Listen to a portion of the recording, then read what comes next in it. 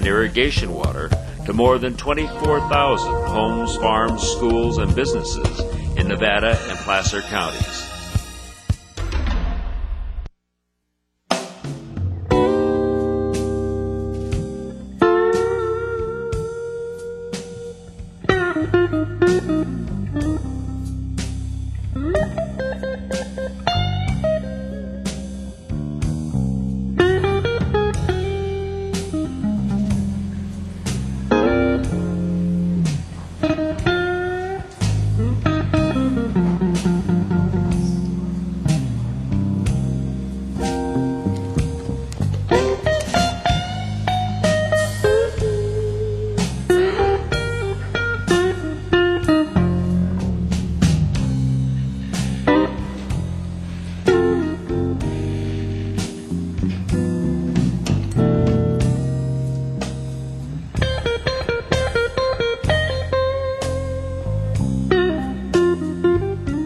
Good evening, and welcome to another edition of Nevada County Interviews. I'm your host, Paul Minicucci, and this evening we have the great pleasure of talking about an event that happens on a yearly basis here in Nevada County, which is a community-wide event of great note, and it gets people involved in reading.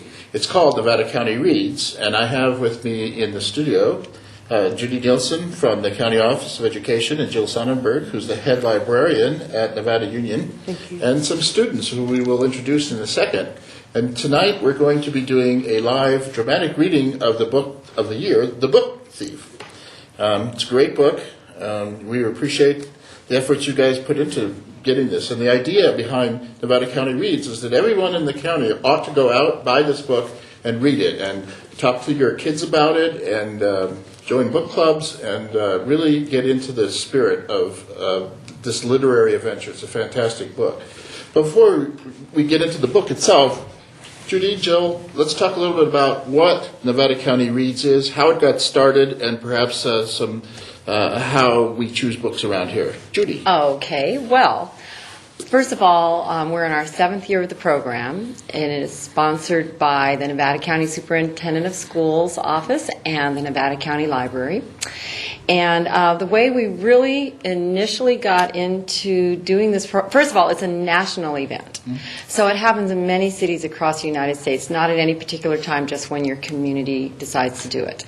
And the way we got into it is that one of our administrators, Stan Miller, heard a statistic that something outrageous like 80% of Americans do not read one book in a year, and it just by happenstance this week he heard the latest, so this is 7 years later, he heard the latest statistic on that, and now we're at 43% of Americans don't read one single book in a year. So in actuality, we've improved a lot, but still 43% is a lot. And so that's how we initially got into the program of, hey, you know, reading is a great thing and can be fun. And so the way that the essence of the program is you try and get the whole community or as many people as possible to read the same book at the same time and then have related community events. So in a sense, this program today would constitute one of those events. So Jill, tell me from a librarian's perspective, what are the benefits of having a whole community be engaged in the process of reading the same book? Well, first of all, Paul, let me just say this, okay? We've got some lovely, talented students here. If they didn't read, I would like them just as much. They love drama, they love sports, they're interesting, they're smart. But what we try to get across at the high school is that reading can help people become more well-rounded. So it's not like we're asking them to turn off the video games or turn off the cell phones entirely. It's just to change it up, mix it up, bring a book in there that you can have in common with each other, with your parents, with the community members. And for this particular book, I have to tell you, the benefit is we have a lot of kids on campus who are very, very interested. Thanks to the superintendent of schools and my incredibly supportive administration, we have 42 copies on campus, and they're all checked out.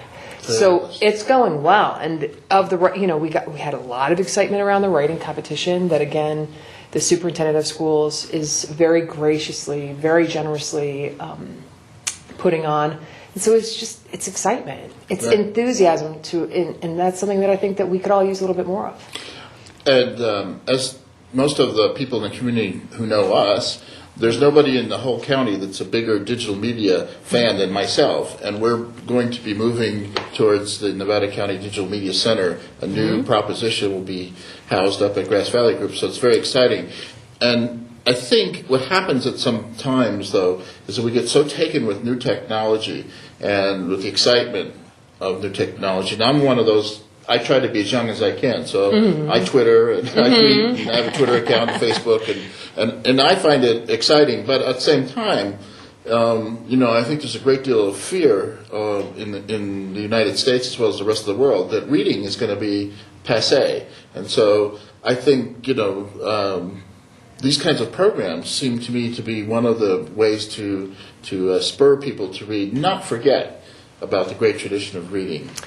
Do you mind if what I have to say is that they've been talking about the death of the book ever since the birth of the book. They've been talking about the Gutenberg talked about it. Exactly. They talked about it. Socrates didn't want to write anything down because he wanted people to remember things, to use their mind for memory.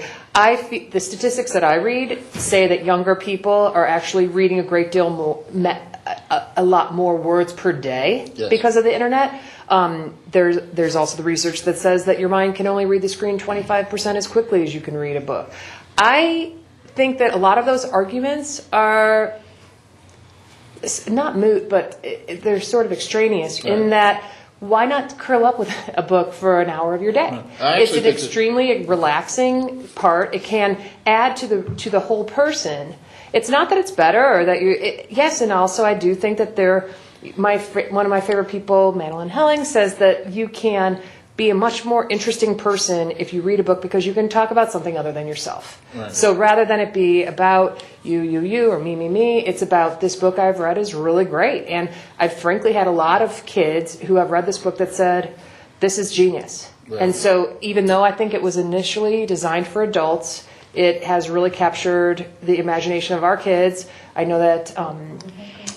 And I actually, the interesting thing about this book is that it was written as a young adult book, but most of the adults that read it think, what are they thinking? Why would kids be attracted to this book? But the author is very skilled and talented and creative and knew exactly what he was doing. So before we talk about The Book Thief, Judy, how do you get chosen as a book?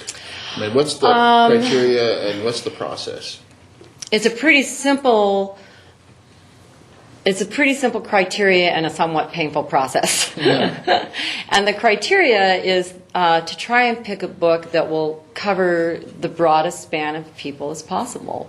The most successful year for that was Greg Mortenson's book because we found out that he was coming out with not only the original book, but one for young adults and one for little children that was a picture book, and it was like, oh my gosh, this is like a dream come true. We wanted to pick this book anyway, and if we just wait a month, we can cover everybody. And so that's probably a once in a lifetime thing that would happen. But generally, we try very hard to pick a book that's going to be the most appealing to the most amount of people. And so it's really exciting this year that we picked a book that the high schoolers are interested in, and that isn't always the case. And sometimes we've done something. One year we did Holes, so that is absolutely like even a middle school book. Right. So we try to get some balance over the years, but the overall thing, and we don't care in terms of the criteria if it's fiction or nonfiction. We've tried to have local author. So we had a local author one year, and we've got a lot of wonderful local authors. So. How many people are involved in the process of choosing the book? Well, this year we did the process a little differently, where we had a core committee and reviewed many books and then narrowed it down to, I think it was about 10. And then I sent out a monkey survey, which was the first time I used that, and it was really fun. Talk about technology, because it just gives you all kinds of data and percentages and statistics. And so anyway, I used the Survey Monkey this year, and at that point, there are many more people that have been involved, especially on the library side of it. They've usually been way more involved than they've been able to be this year because of the budget cuts. So typically we may have had 5 librarians at a meeting. This year, basically, Mary Ann Trigg comes, our head librarian. So when we did the vote, you know, I have this compilation of people. I probably sent the vote out to 25 people, and everybody voted. And Does it usually end up being a consensus choice, or is it sort of like majority rules? That it's like, I remember one year we actually tore little pieces of paper and wrote down and put it in a hat, and somebody opened them and read them. Right. You know, because it's really hard. And Right. you know, so like I say, it's a little painful. The criteria is it can be fiction, nonfiction, etc. The only limitation is because of who is promoting the program and who we're appealing to. It can't be heavily laden in sex or things that are really ugly. We just can't promote that. That's probably one of the only limitations. right. Jill, I was struck the same way Judy talked about as an adult reading the book, that this seemed more like an adult book than a young adult or you know a teenager. How do you feel about that? When I read it, I was amazed that the kids generated more excitement and they usually do. I mean, they get me very excited about books, and they'll tell me to read certain things or order certain things, and a lot of my job has to do with following their lead rather than me telling them what to do. It's just easier that way, because it just flows easier that way. I mean, as far as the book being an adult book versus a young adult book, I thought that he did start it originally as an adult book, and then young adults kind of were struck by it. That's what I thought, but I could have read it wrong. I think that Well, as I understand it, Zuzek does have a history of writing young adult books. he does. Yeah. He has Getting the Girl, and he has something called I Am the Messenger, which is another excellent book. That's actually about a guy that gets playing cards in the mail. If you've already read The Book Thief and you're looking for another one, I Am the Messenger is your next choice. So now, as a librarian, I would hope you would work with the English department at the high school We closely. do very closely. So have English teachers taken this in as part of their curriculum? Let me tell you, I had some very good luck. We have a partnership academy, as you know, at the high school, and one of the English teachers said that he doesn't teach it, but that he shares it. And so they had purchased a class set, and without that, we wouldn't have the 42 copies. Judy graciously sent over 7 copies, and then we had to buy another 6 to get to meet the demand. Because of the writing contest, we had a long list of kids that actually wanted to read it, so that was good. The teacher says that he shares it more than teaches it. It's there's a lot of very sophisticated themes. I think it's an excellent pick. Right, I would agree. I just wanted to mention something that Jill's mentioned the writing competition a couple of times, and so I just wanted to clarify what that's about.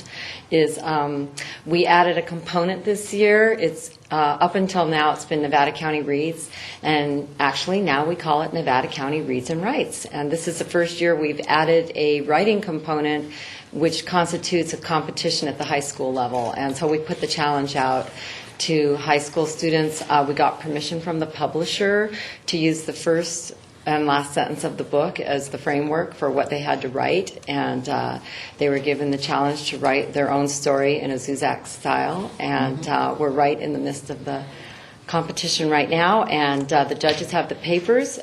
The awards ceremony is next week, and I'm and 2 really weeks excited from about today, that. we're going to have a show about it. So Yes, in 2 weeks, the winning students will be on your program reading their papers. So let's talk a little bit. We have about 5 minutes before we want to start the reading. I want to talk a little bit about the book to set up for the viewers at home what's going on here, because it's a little complicated. So now this book takes us into Nazi Germany. It's written from the perspective of a German family who has been swept up into events. And it has residents with Slaughterhouse-Five, for example, Kurt Vonnegut's book. It certainly has the Diary of Anne Frank. Parallels that, if you ever wanted to read the parallel book, this is a good book to do that. And so I'm going to introduce our students and have them tell us who they are and what grade level they are, what school they're in. Angela? Hi, I'm Angelo Campus. I'm a senior at Nevada Union High School, and I'm active in the drama department there, as well as just about any other department I can get my hands on. I'm an avid reader. I was homeschooled before high school and spent just about all my time reading, so it's fun to be here involved in something I love doing. Delphine? I'm Delphine from Nevada City School of the Arts. I'm in 7th grade. I love reading. I do it all the time, so whenever a new book comes, I really like to read it, so I'm glad to be reading this. I'm Leanne, and I'm a senior at Nevada Union High School. And like Angelo, I'm active in the advanced drama department. I love theater, has been a majority of my life, so I'm definitely into reading plays, but I'm getting to this book, and it's absolutely fantastic, and I'm very excited to be here. I'm Nick Heller. I'm a senior at Nevada Union High School. My classmates are right here.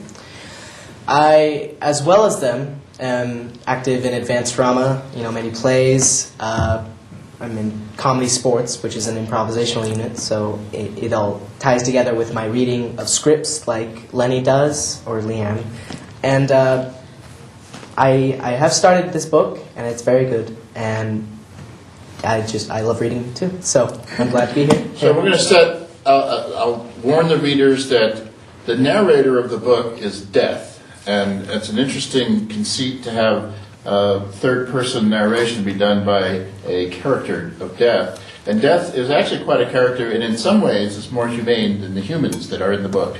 And so Angela will be reading the part of Death, and it is the primary narration that moves the book along. So, we're just about ready, guys? We are. All right, and so this will take us through the next half hour or so in reading, and hopefully we'll have time to come back and do a little wrap-up, but if not, we'll just go out on the reading. So, take it away. We're starting here on page 3, Death and Chocolate. First the colors, then the humans. That's usually how I see things, or at least how I try. Here is one small fact. You're going to die. I am in all truthfulness attempting to be cheerful about this whole topic, though most people find themselves hindered in believing me, no matter my protestations. Please trust me. I most definitely can be cheerful. I can be amiable, agreeable, affable, and that's the only A, is just don't ask me to be nice. Nice has nothing to do with me. Reaction to the aforementioned fact. Does this worry you? I urge you, don't be afraid. I'm nothing if not fair. Of course, an introduction, a beginning. Where are my manners? I could introduce myself properly, but it's not really necessary. You will know me well enough and soon enough, depending on a diverse range of variables. It suffices to say that at some point in time, I will be standing over you as genially as possibly. Your soul will be in my arms, a color will be perched on my shoulder. I'll carry you gently away. At that moment, you will be lying there. I rarely find people standing up. You'll be caked in your own body. There might be a discovery, a scream will dribble down the air. The only sound I'll hear after that will be my own breathing and the sound of the smell of my footsteps. The question is, what color will everything be at the moment when I come for you? What will the sky be saying? Personally, I like chocolate-colored sky, dark, dark chocolate. People say it suits me. I do, however, try to enjoy every color I see, the whole spectrum, a billion or so flavors, none of them quite the same, and a sky to slowly suck on it. It takes the edge off the stress. It helps me relax. Page 5. Which brings me to my next point. The leftover humans, the survivors. They're the ones I can't stand to look at, although on many occasions I still fail. I deliberately seek out the colors to keep my mind off them, but now and then I witness the ones who are left behind, crumbling among the jigsaw puzzle of realization, despair, and surprise. They have punctured hearts, they have beaten lungs. Which in turn brings me to the subject I'm telling you about tonight, or today, or whatever the hour and color. It's the story of one of those perpetual survivors, an expert at being left behind. It's just a small story, really, about, among other things, a girl, some words, an accordionist, some fanatical Germans, a Jewish fist fighter, and quite a lot of thievery.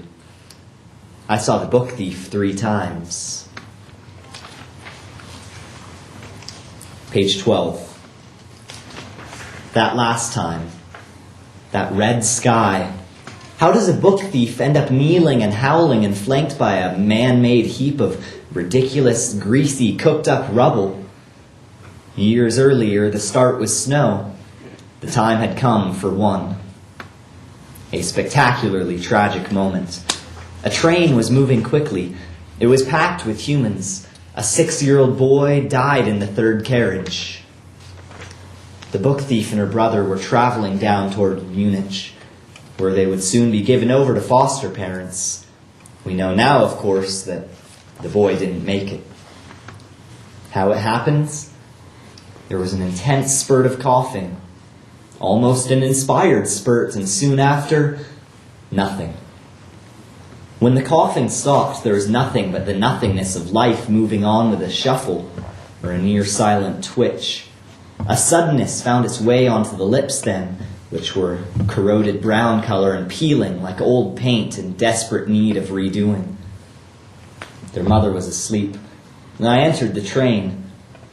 My feet stepped through the cluttered aisle. My palm was over his mouth in an instant. No one noticed. The train galloped on, except the girl.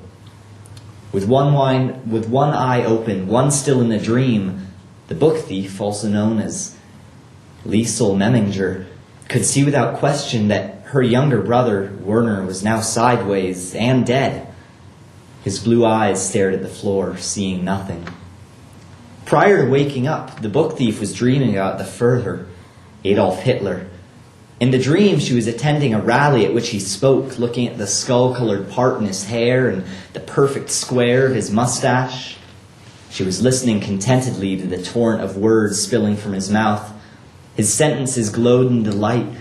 In a quieter moment, he actually crouched down and smiled at her. She returned the smile and said, "Guten Tag, Frau Führer. Wie der's der Hut." She hadn't learned to speak too well or even to read. She had rarely frequented school. The reason for that she would find out in due course. Just as the Führer was about to reply, she woke up. It was January 1939. She was 9 years old, soon to be 10, and her brother was dead. Page 23. Standing to Liesel's left, the gravediggers were rubbing their hands together and whining about the snow and the current digging conditions. So hard getting through all the ice and so forth. One of them couldn't have been more than 14, an apprentice. When he walked away after a few dozen paces, a black book fell innocuously from his coat pocket without his knowledge. A few minutes later, Liesel's mother started leaving with the priest. She was thanking him for his performance of the ceremony. The girl, however, stayed. Her eyes entered the ground. Her moment had arrived. Still in disbelief, she started to dig. He couldn't be dead. He couldn't be dead. He couldn't. Within seconds, snow was carved into her skin. Frozen blood was cracked across her hands. Somewhere in all the snow, she could see her broken heart in two pieces. Each half was glowing and beaten under all that white. She realized her mother had come back for her only when she felt the boniness of a hand on her shoulder. She was being dragged away. A warm scream filled her throat. A small image, perhaps, 20 meters away, When the dragging was done, the mother and the girl stood and breathed. There was something black and rectangular lodged in the snow, and only the girl saw it. She bent down and picked it up, held it firmly between her fingers. The book had silver writing on it. Page 27. After a few minutes, a very tall man came out. Hans Huberman, Liesel's foster father. Quite a way beyond the outskirts of Munich, there was a town called Malking, said best by the likes of you and me as Mall King. That's where they were taking her, to a street by the name of Himmel. A translation, Himmel equals heaven. Whoever named Himmel Street certainly had a healthy sense of irony. Not that it was a living hell, it wasn't, but it sure as hell wasn't heaven either. Regardless, Liesel's foster parents were waiting, the Hubermans. Hans Huberman, Liesel's foster father, on one side of him was the medium-height Frau Heinrich, on the other was the squat shape of Rosa Huberman, who looked like a small wardrobe with a coat thrown over it. There was a distinct waddle to her walk, almost cute if it wasn't for the face, which was like creased up cardboard and annoyed, as if she was merely tolerating all of it. Her husband walked straight with a cigarette smoldering between his fingers. He rolled his own. The fact was this. Liesel would not get out of the car. Was ist los mit dem Kind? What's wrong with this child? Na komm, komm. The seat in front was flung forward. A corridor of cold light invited her out. She would not move. Outside, through the circle she'd made, Liesel could see the tall man's fingers still holding the cigarette. Ash stumbled from its edge and lunged and lifted several times until it hit the ground. It took nearly 15 minutes to coax her from the car. It was the tall man who did it, quietly. There was the gate next, which she clung to. A gang of tears trudged from her eyes. She held on and refused to go inside. People started to gather on the street until Rosa Huberman swore at them, after which they reversed back whence they came. Page 32. When Liesel arrived in Molking, she had at least some inkling that she was being saved, but that was not a comfort. If her mother loved her, why leave her on someone else's doorstep? Why? Why? The fact that she knew the answer, if only at the most basic level, seemed besides the point. Her mother was constantly sick. There was never any money to fix her. Liesel knew that, but that didn't mean she had to accept it. No matter how many times she was told that she was loved, there was no recognition that the proof was in the abandonment. Nothing changed the fact that she was lost. Skinny child in another foreign place with more foreign people, alone. The Hubermans lived in one of the small box-like houses on Himmel Street. A few rooms, a kitchen, and a shared outhouse with neighbors. The roof was flat and there was a shallow basement for storage. It was supposedly not a basement of adequate depth in 1939. This wasn't a problem. Later in 42 and 43 it was, when the air raids started. They always needed to rush down the street to a better shelter. Some facts about Hans Huberman. He loved to smoke. The main thing he enjoyed about smoking was the rolling. He was a painter by trade and played the piano, accordion. This came in handy, especially in winter when he could make a little money playing in the pubs of Molking, like the Knoller. He had already cheated me in one world war, but would later be put into another as a perverse kind of reward where he would somehow manage to avoid me again. Some facts about Rosa Huberman. She was 5 feet, 1 inch tall, and wore her browny-gray strands of elastic hair in a bun. To supplement the Huberman income, she did the washing and ironing for 5 of the wealthier households in Molking. Her cooking was atrocious. She possessed the unique ability to aggravate almost anyone she ever met. But she did love Liesel Memminger. Her way of showing it just happened to be strange. It involved bashing her with wooden spoons and words at various intervals. Now listen, Liesel. From now on, you call me Mama. What did you call your real mother? Oh, Mama. Also, Mama. Well, I'm Mama number 2 then. And him over there, that sockrel, that filthy pig, you call him Papa. Versteck? Understand? Yes. Yes. Mama. Zasmesh.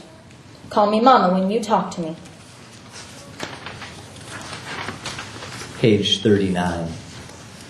School, as you might imagine, was a terrific failure. Although it was state-run, there was a heavy Catholic influence, and Liesel was Lutheran. Not the most auspicious start. Then they discovered that she couldn't read or write. Humiliatingly, she was cast down to the younger kids who were only just learning the alphabet. Even though she was thin-boned and pale, she felt gigantic among the midget children. She often wished she was pale enough to disappear altogether. Even at home, there wasn't much room for guidance. Don't ask him for help, that Zockrel. He Well- left school in 4th grade. Well, don't ask her either. She left school in 3rd grade. Page 43. When she finished berating the people she worked for, Rosa Huberman would usually move on to her other favorite theme of abuse, her husband. Looking at the bag of washing and the hunched houses, she would talk and talk and talk. If your papa were any good, I wouldn't have to do this. A painter? Why marry that Ashlach? That's what they told me, my family, that is. And here I am, walking the streets and slaving in my kitchen because that sockrel never has any work.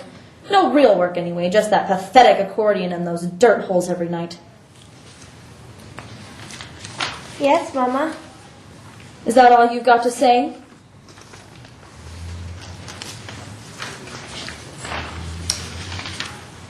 Page 46. As with most small towns, Mulching was filled with characters. A handful of them lived on Himmel Street. Frau Hostapafel was the only one-caste member. The others included the likes of these. Rudy Steiner, the boy next door who was obsessed with the black American athlete Jesse Owens. Frau Diller, the staunch Aryan corner shop owner. Tommy Mueller, a kid whose chronic ear infections had resulted in several operations, a pink river of skin painted across his face, and a tendency to twitch.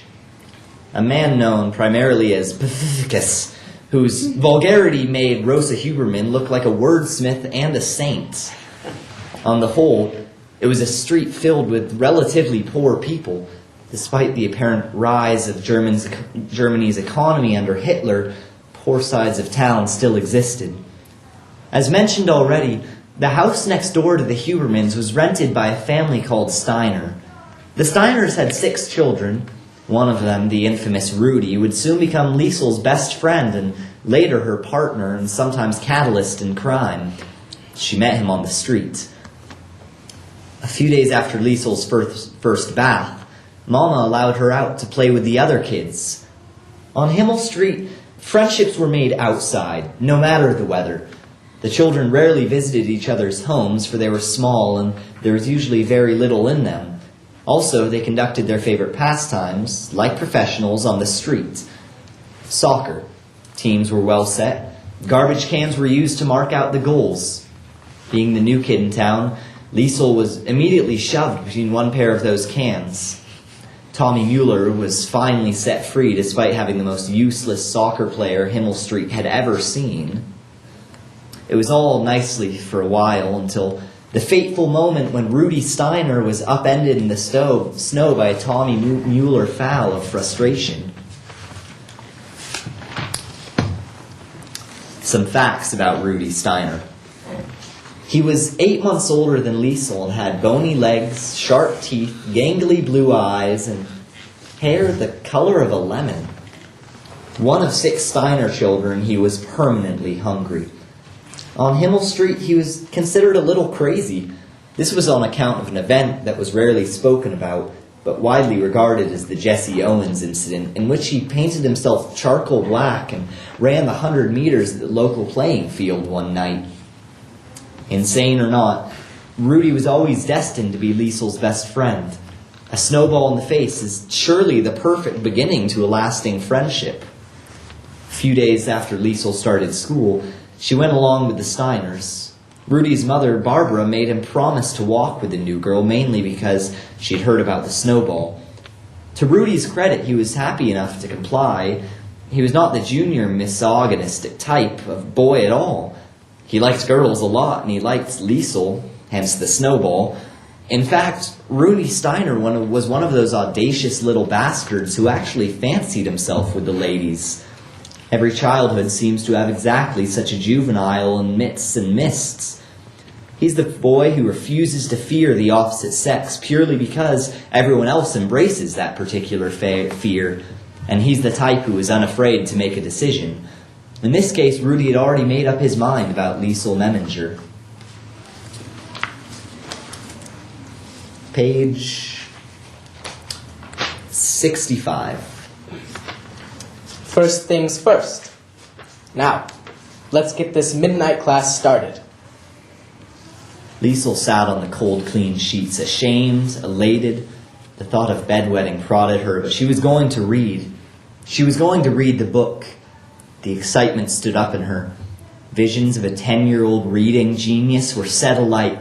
If only it was that easy.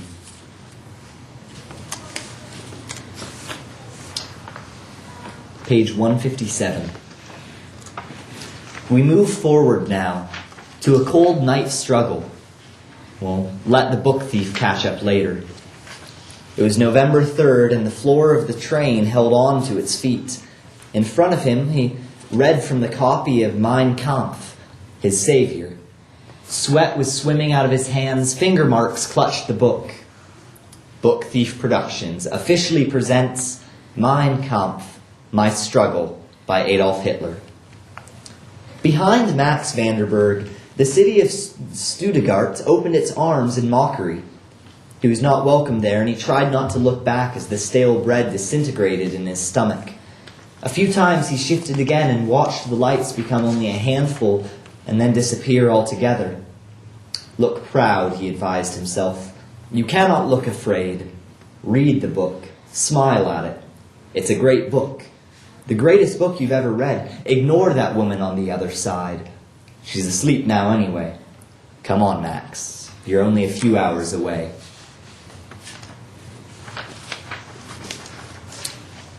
Page 168. The juggling comes to an end now, but the struggling does not. I have Liesel Memminger in one hand, Max Vanderberg in the other. Soon I will clap them together. Just give me a few pages.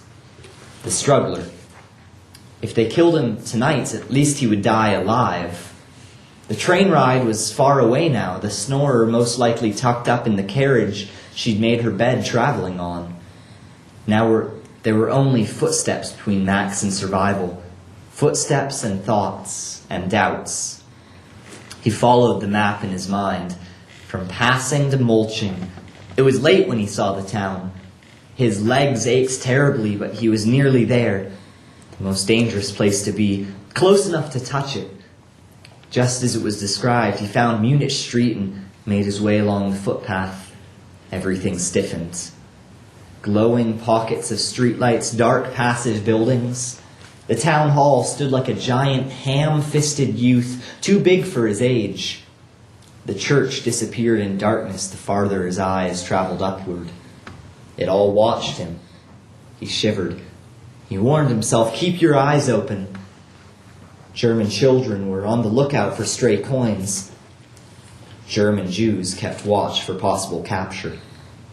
In keeping with the usage of number 13 for look, he counted his footsteps in groups of that number. Just 13 footsteps, he would tell himself. Come on, just 13 more. As an estimate, he completed 90 sets, till at last he stood on the corner of Himmel Street. In one hand he held his suitcase. The other was still holding Mein Kampf. Both were heavy and both were handled with a gentle secretion of sweat. Now he turned onto the side street, making his way to number 33, resisting the urge to smile, resisting the urge to sob, or even imagine the safety that might be awaiting him. He reminded himself that this was no time for hope. Certainly, he could almost touch it. He could feel it somewhere just out of reach.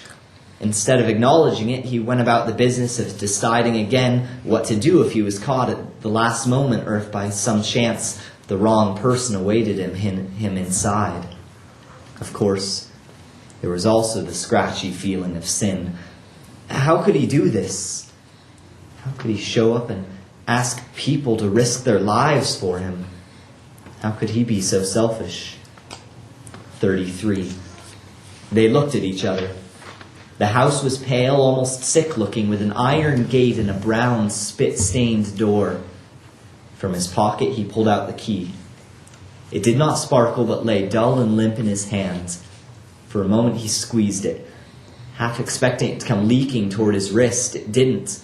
The metal was hard and flat, with a healthy set of teeth, and he squeezed it till it pierced him. Slowly, then, the struggler leaned forward, his cheek against the wood, and he removed the key from his fist. Page 185. In November 1940, when Max Vanderburg arrived in the kitchen of 33 Himmel Street, he was 24 years old. His clothes seemed to weigh him down, and his tiredness was such that an itch could break him in two. He stood shaking and shaken in the doorway. Liesel's papa walked to the front door and opened it. Cautiously he looked outside, each way, and returned. The verdict was nothing. Max Vanderburg, the Jew, closed his eyes and drooped a little further into safety. The very idea of it was ludicrous, but he accepted it nonetheless.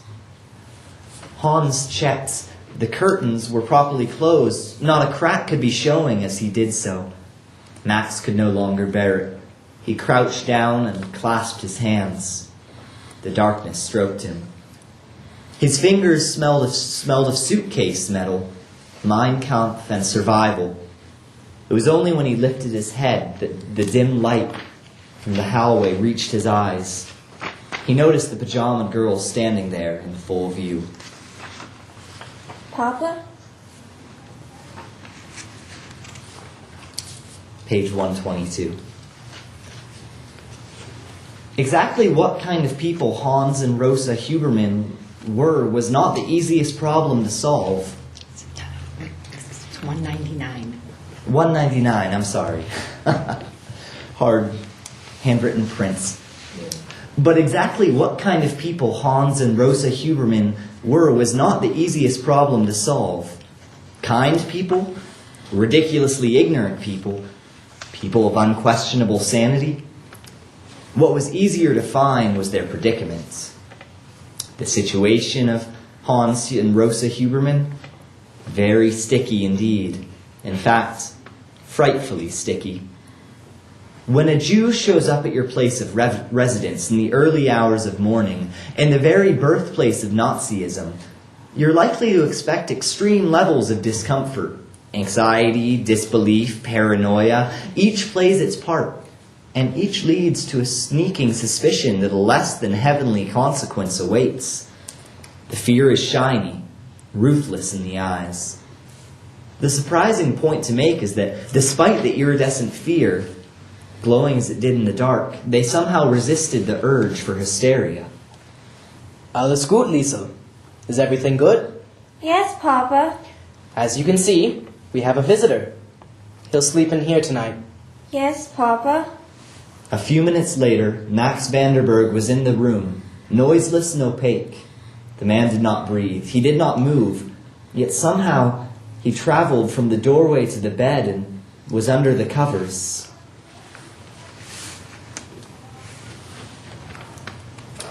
The reply, it was Papa, talking this time to Max. The reply floated from his mouth, then molding itself like a stain to the ceiling. Such was his feeling of shame. Yes, thank you, he said it again. When Papa made his way over the customary position in the chair next to Liesel's bed. Thank you.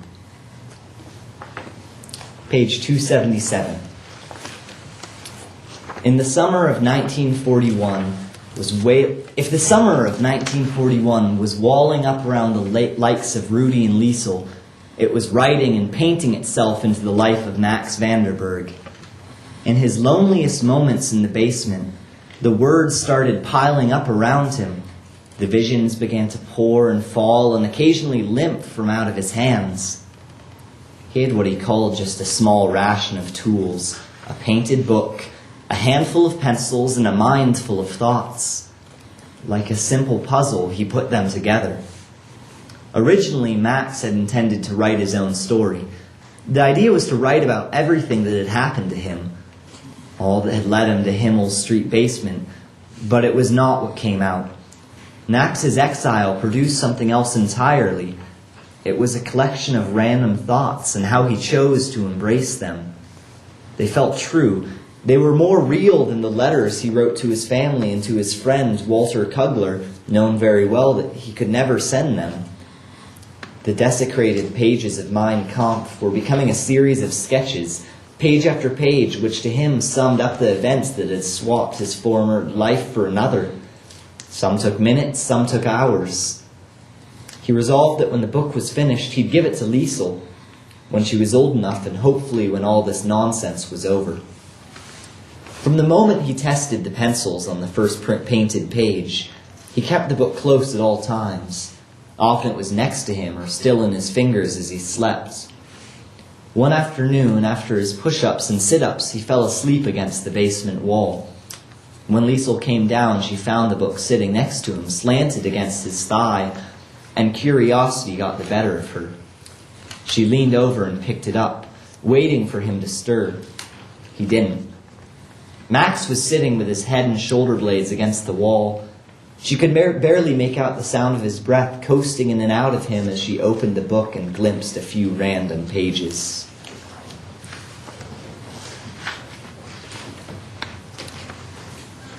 Page 342.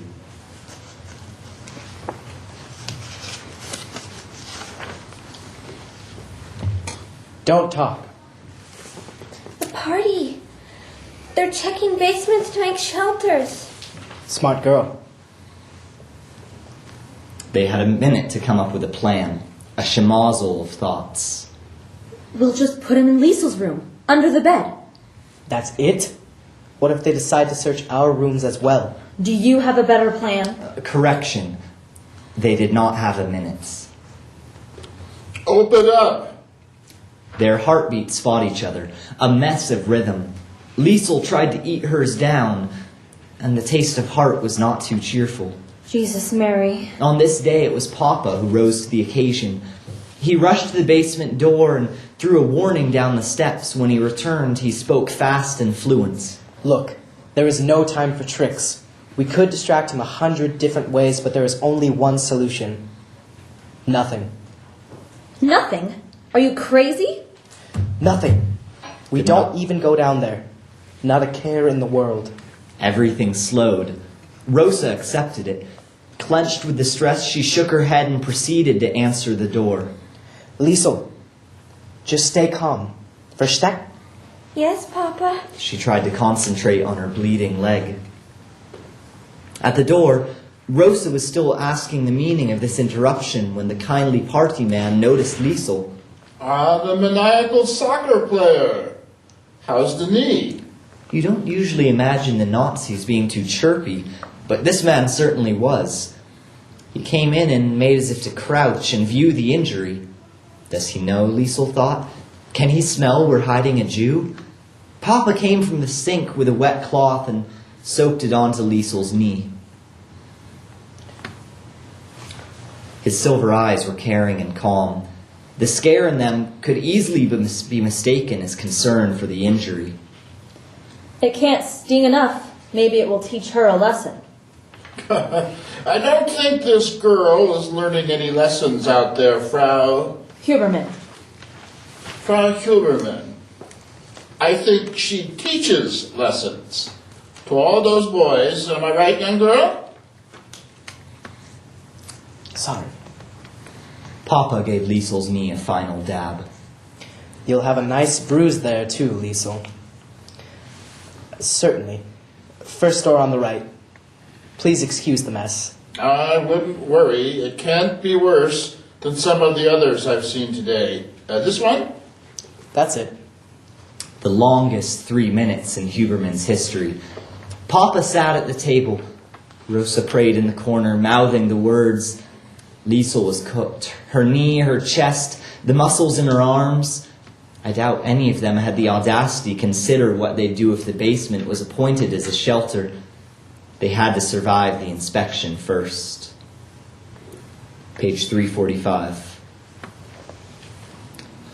According to Papa, Rosa melted next to the stove the moment the party man was gone.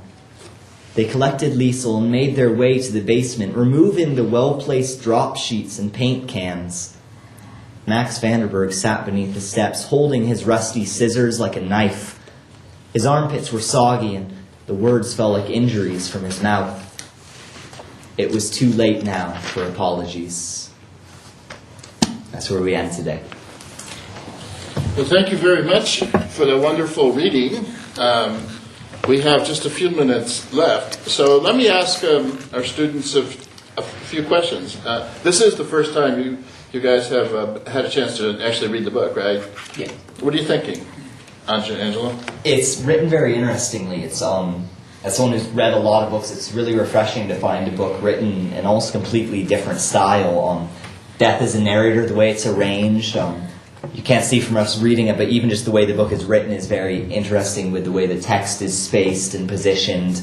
It doesn't read like a normal book. It's engaging. Yeah, and I also thought it was almost like a screenplay in some sense, you know? Yeah, I agree. Yes. Yeah, just how it's dictated and It's the very way conversational. yeah. It's Delphine, what do you think? I like how he tells you facts about the people, and it's different from a usual book where the writer would actually tell you in the story, but here he actually Death stands back and says, here are some things, you should know these. He's probably the most honest narrator out of all of them, because I know our English 4 AP class, we were talking about some narrators aren't very truthful and some aren't honest at all, and he's probably the most honest narrator out of all of them. And another point to bring up with Death, as you stated earlier, he's probably the most humane out of all of them, which makes it very interesting to see how he acts and talks as opposed to who else is in the story and what's going on with them. So. Right. I mean, Death is not causing these things to happen. He's just sort of cleaning the mess up, as it were. He feels And- almost sad. Yeah, and he has a great deal of emotion about, particularly when it has to do with children, or when we won't give the book away, so we won't tell what happens, because I mean I think we've built up to a great point of conflict and tension. We've about 4 minutes left, so Jill, what do you think about the reading? Or? Well, I think as usual, I think you guys do a fantastic job, and so thanks a million. I really appreciate that. But back to the narrator, to add to that discussion, when we were selling the book to the kids, what was very interesting to me is the idea of Death sort of scooping these souls up and what that would look like in Nazi Germany, not only with the obviously the camps, but with the bombings. So the what that looks like and what his job looks like during that, and how busy he would be. But Judy, back to the writing contest for just a quick second. The students were asked to write in this voice of Death, and Judy, to reiterate what Judy's already said. But I was amazed I'm really looking forward to being able to read all of them. A couple of the kids have shared their entries with me, but I was really amazed by the creativity that this invoked in these other kids in this way, but also with this writing. And the depth. I was truly blown away. I mean, I can say that with all honesty. And one of the kids, can I give a little tease or no? Am I allowed to do that? No? Well, I don't know what you're going to say. Well, when we talked about the colors, there was one student who wrote and said, there is one situation in which I do not see color. And this was fascinating to me. Mm-hmm. So it was the kids took it and then went further, which Right. seemed like it was going to be hard for them to do. But I really enjoyed your reading tonight. I was really quite.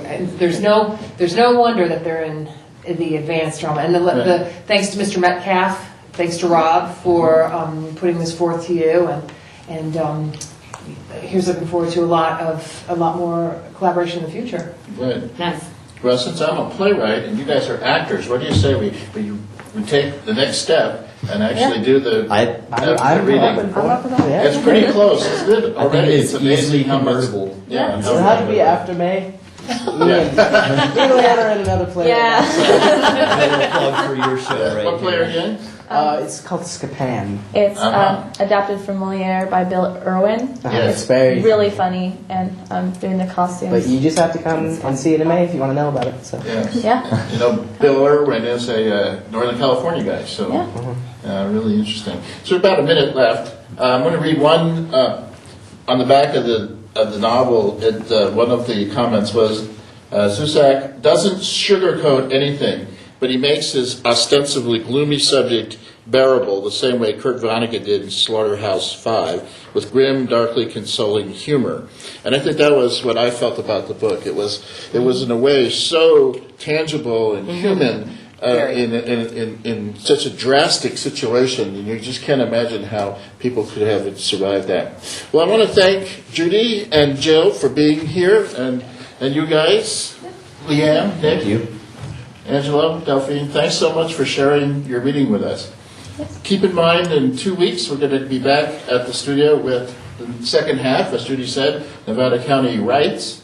And I want to thank my crew today. We've got Karen and Janice and Randy in the studio, and we're directed by Gail.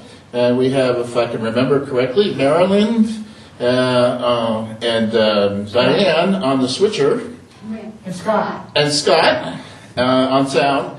And of course, the only pod producer in the world, Harley, who oversees all of our work. That's about all we have time for tonight, so I'll be signing off. I'm Paul Minicucci. Until next time, I bid you farewell. Thanks. Thank you, Paul.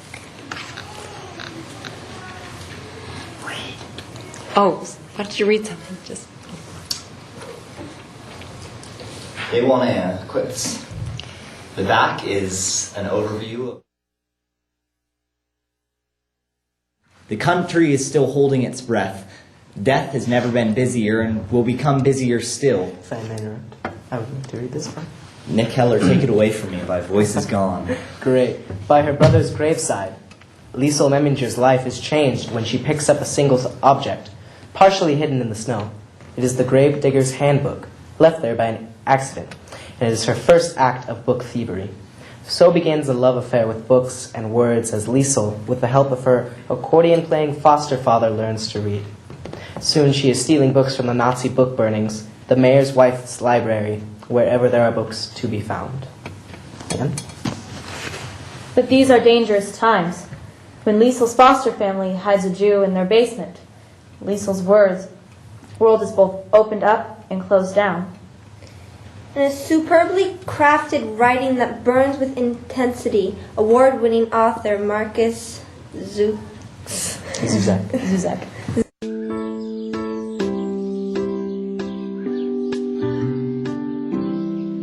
This is you.